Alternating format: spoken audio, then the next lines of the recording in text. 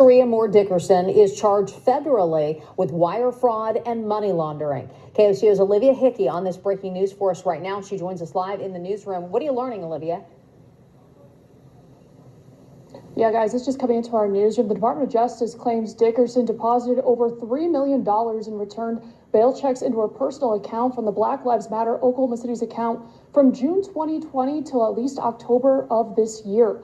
Some notable expenses the funds covered include recreational travel to Jamaica and the Dominican Republic for herself and associates, at least $50,000 in food and grocery deliveries for herself and her kids, tens of thousands of dollars spent in retail shopping, a personal vehicle registered in her name, 6 properties in her name or in the name of Equity International LLC, an entity only she has control over. Although, according to the indictment, she claims the church property she purchased back in 2021 was intended to be used as a BLM OKC community center. The property was placed in her own name. Now, back in 2020, the organization raised money to support its social justice mission from online donors and national bail funds. Over $5 million was raised, some through grants with national bail funds. The indictment says the money from the grants was supposed to assist people arrested in connection to protests for racial justice following George Floyd's death.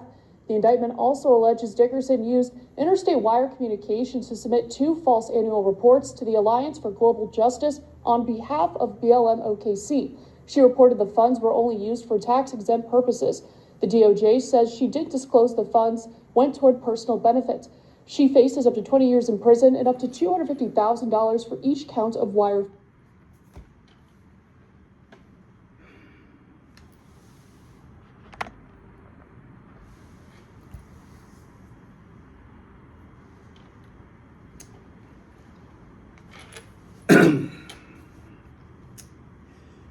That's a hood move. When you know that you're about to respond to some crap. Good morning, ladies and gentlemen. I am Franchise Pearson, and welcome again to my channel. Praise God, from whom all blessings flow. It is Friday. Happy Friday. December 12th of 2025, 10:39 in the a.m. I pray and I treasure you guys have a beautiful day in the Lord. Merry Christmas, and stay covered in the blood until we endure, because we are one more step closer to our Lord and Savior. People, when you hear stories like this, and it's a federal case, but to be fair, alleged, court is tomorrow, which is today, I would think, right? Because the story came out late last night. But be it as it may, when you hear stories like this, your heart just bleeds. And you say, wow, where was the accountability? There was, in my humble opinion, minor accountability.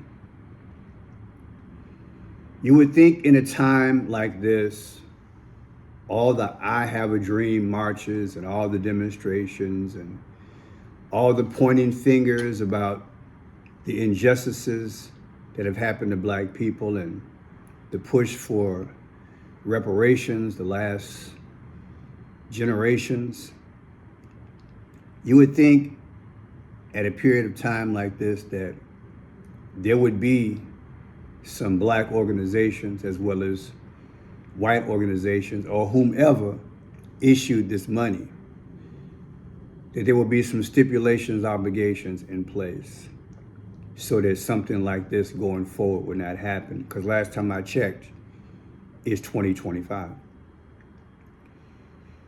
Arguably what kicked this off was the George Zimmerman / George Floyd moment. We're talking 5+ years ago, people. I've shared with you guys stories how my mother worked under Reverend Jesse Jackson and the investigation that he endured back in the day. People, there has been this quote unquote alleged poverty pimping. You heard me. Poverty pimping move. Majority of times that I've seen, allegedly again, on the part of black people. You've got a case here where, again, a federal case. People, it's not hard to do an audit. Look, I ran KFC management stores with KFC for 19 years. I'm gonna show you guys a quick story. I remember when my big boss called me up one day. He says, I want you to take over the store. I was a troubleshooting manager for a while, so I would go into a store that was having sales issues and whatever, pest control, health department issues, see if we could keep it open, bring it back to spiff and start making a profit. So I met him down there, and he knows the first thing I'm going to do an audit. So I looked at all the numbers over the last year, and then I counted the inventory. Now, mind you, let's say they did inventory on a Saturday night. I did the inventory on a Monday. So it's not too much of a difference in 2 days unless you have a delivery. So you look at the sales, you look at the labor, all that. And right away, I had a red flag. So I called my boss. I'm like, look, you got to get down here. He's like, I just left. I'm like, well, I'm good at what I do, sir. I says, you got to get down here, and you're gonna have to call the police. He's like, is that serious? I'm like, yeah, it's that serious. So we have our own internal investigator team. So they came down, they looked at my numbers, and some of the main numbers you can look at is labor and chicken. Chicken is our main product at KFC, obviously. Back in the day, if I'm not mistaken, in a case of chicken, you had 16 bags of chicken. Maybe 16 pieces in every bag. So my numbers were extremely off compared to what was reported by the previous manager. So they call me computer brain. I went up front and I started checking all the keys on the register. Whereas when you charge a customer for, let's say, a 15 9-piece chicken with all the fixings, it would come up to a certain price. So yeah, the price came up. Let's say the price is $18.99 for a 15-piece bucket of chicken with all the fixings, potatoes, gravy, coleslaw, 6 biscuits, whatever. The problem was a 15-piece bucket, the price was really a penny as opposed to $15.99 plus tax. And what I found was that the paperwork at opening versus closing was different in terms of what the salespeople were charging. And I saw what time the pricing was changed in the register, and I saw what time the corrected price was put back in. And I did it for like maybe 2 weeks, and it pointed to one person. Every time this one person worked, the price of that 15-piece bucket changed. It was a slam dunk. So I should have prefaced it with this. The cooks were walking around. We had a big cooler, and they were lifting cases of chicken. And I noticed something was wrong in the way their body was motioning. So I walked up to the cooks, and I looked inside the cases of chicken. Instead of having 16 bags, it was maybe 4 bags or no bags. So the cooks were in on it too. The cooks were walking around like, ugh, this thing is heavy. So let's say it was 40 cases of chicken, supposedly in the cooler. It was 40 physical cases of chicken, but at least half of them had almost no chicken at all. So he was ghosting. I say that to say this. I was just good at what I did. You're not going to make me believe that this black lady, I don't care what color she is, allegedly pulled this off by herself. Somebody else had to know. You don't go this many years and nobody else sees how the money coming in. I don't care how good she is. Cars, a church purchased, not in her name, well, in her name instead of the church. There's something that would have been a red flag. And I'm asking myself, where's the accountability? And there needs to be an oversight on every business, company, whatever, which is getting funds and grants from donors. Most Fortune 500 companies, they have their own bean counters, so it's an easy fix. But why did it take so long? People, again, it's called poverty pimping, allegedly.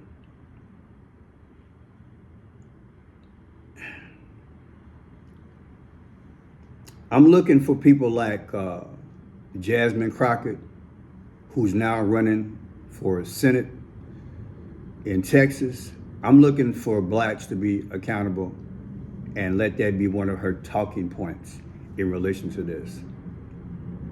Because accountability in 50 states is what we need. I've learned over the decades of reporting and running businesses that one of the quickest ways to help destroy the black community is to put the money in just a few hands with least amount or no accountability at all. And the money that should have went to the people and the progress of the community, it doesn't. I'll give you one more quick story, then I'm gonna show you something else. It was my third year in college. Unfortunately, I didn't finish. And I had gotten a grant. I was so happy, because I was paying money back to the college I was at. And the, I guess, admissions manager, she gave me a big check. She said, yeah, you can bring this back and you can pay for your books and this, that, and other. You're great. So I was on my way out the door and she says, wait a minute. I'm like, yeah. She says, on second thought, just give me the check. She says, you know what? I got one time to mess up. She says, it's not that I don't trust you, but if that money is spent the wrong way, I'm in trouble. Now, I thought it was racist at first. I just went there mentally. But as I got older, I'm like, she did do me a favor. Because it's one thing that she did say. She says, I don't want to get a habit of putting temptation in the front of people. So I came back, I guess, the next few days, and when the place was open, I was able to go and get my books, and everything was taken care of that day. So I wouldn't go and just spend the money and just disappear, because college students were doing that back in the day. They were getting the grant money and just disappearing. We didn't have computers back in the day like that. People, it could very well be put up there as temptation. We're talking millions of dollars. Millions of dollars. And again, now you got a black community up in arms. And this is not the first time Black Lives Matter has been accused. Prosecutors have charged the executive director of Black Lives Matter Oklahoma City with wire fraud and money laundering. FBI Director Kash Patel wrote on X that Tashella Dickerson allegedly used her position to steal donor money and enrich herself. Dickerson is accused of diverting more than $3 million into returned bail checks into her personal bank accounts between 2020 and 2025. The money was intended for bail assistance and social justice programs, but investigators say it was instead spent on international travel, retail shopping, over $50,000 in food deliveries, a vehicle, and 6 properties. BLM Oklahoma City reportedly raised over $5.5 million beginning in January 2020. A federal grand jury returned 25 counts against Dickerson, 20 for wire fraud and 5 for money laundering. Black lives, what's the matter? Black lives, what's the matter? 25 counts. And again, where was the oversight? I don't even know where to begin listening to this kind of crap because, again, with my background, I'm used to oversight. I'm used to checks and balances. Put it in the comment section if you are used to that as a manager. It's just the way of life when you run a business. You trust no one. You even second guess yourself. And people, you heard the first video I ran. This is a reverend. I said this is a reverend. It's okay. You didn't hear it the first time. Listen. Known activist in Oklahoma City charged with embezzling money meant for Black Lives Matter OKC. Reverend T. Sharia Moore Dickerson is charged federally with what? Reverend, if you can't trust a pastor, if you can't trust a person of the cloth, who in God's name can you trust? All the black organizations which could have used that money for what? Rent relief, food, starting small businesses, assisting blacks in college, tuition, anything. This a reverend, y'all. This come out of the loins of I have a dream moment. But I learned about poverty pimping when I was a teenager. And I'm sure you can go through the list of people you'd heard and shook down and shake down and got this money. And how could the federal people, I'm not blaming, but I'm blaming. Why did it take so long to do an audit? Why now? This is 5 years.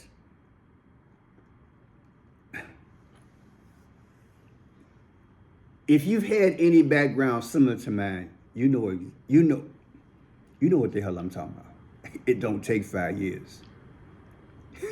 I mean, after a year, got him. You got him.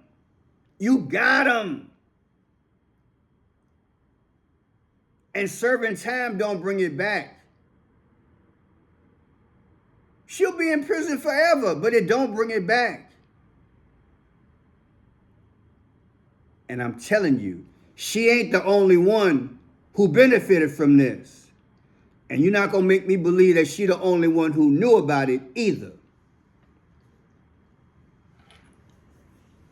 So again, Jasmine Crockett and everybody else, I want black folks to be a little bit upset about this. Scared of living hell about anybody who takes some money in the future. You need to be accountable. Stop poverty pimping, allegedly. Here's something from the past with Black Lives Matter. Black Lives Matter comes out and rolls out in 2020 in a major way. And it's not only millions of dollars, they evidently have 60 million left. There's a lot of people who believe they've done the math, including Professor Wilfred Riley, who's on One Nation this weekend, and they think it's more like $10 billion that they have. The question is, where is this money? Are they in individual chapters? And how dare you use money without explaining why you need a $5 million mansion, like you need another one in Canada, another one in Atlanta. And you do this, and when asked about this, you're called a racist for inquiring, which I think people have to just stop knuckling under when you're wrongly called something like this. And the New York Post wrote about this story today. Yep. And then when asked, why weren't you more transparent? So, well, we were doing repairs on the house. Really? You're doing repairs on the house? There's no record of repairs on the house back to 2017. Evidently, they replaced the roof. Which happens in the past. Think about all the causes all this money could be going to. Where's the corporate outrage from Nike and others who wrote big checks, the NBA and NFL who write big checks, individuals who give $5 or $10? Why aren't they angry like they would if this was a military organization, if this was feeding the poor, or an evangelist who thinks people think they're going to be saved if they just give that evangelist some money? That ends up buried in scandal. Where is the accountability here? Where's the curiosity? Well, Brian, you mentioned... And I don't care what culture, I don't care whose mouth it come out of. White, black, Indian, Asian, Pakistani, I don't care. He's 100% right. God allows us free will. But he said in Genesis, when he instructed Adam and Eve, he said, go out and subdue the earth. Subdue is another word for manage. Ain't nothing wrong with managing things. So we'll go toward the right cause. Will we ever learn our lesson? Or was it allowed on purpose? Just like the situation over in Minnesota. I talked about that last week. I think it's done on purpose. I think it's a thing where they just allow all the energy of black people and all the hopes and dreams. We finally got a little bit of nugget here.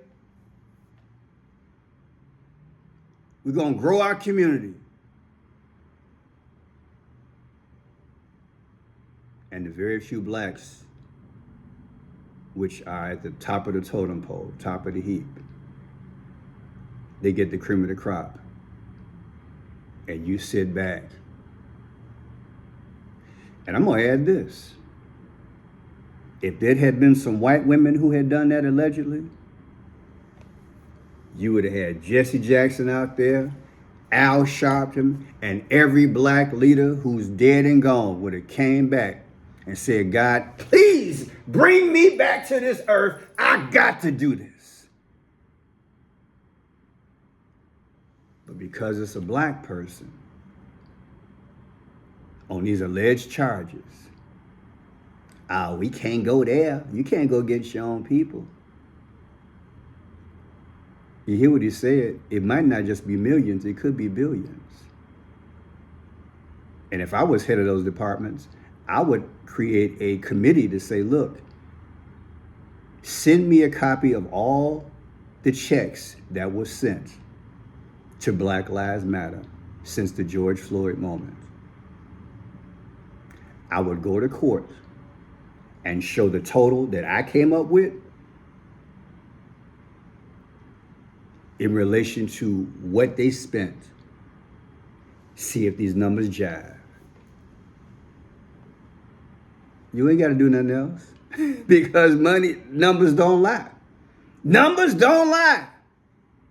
When I get all the numbers, all the money, you need to tell me where this money went. And remember, this ain't the $5 and $10 checks that else was written. I'm just talking about the corporate money.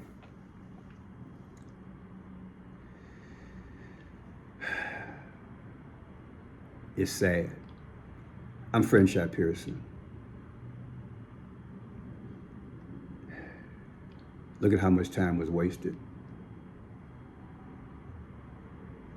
And many of us still in the same rut as the black community. And now, they done brought the illegals in our community. Does it ever stop?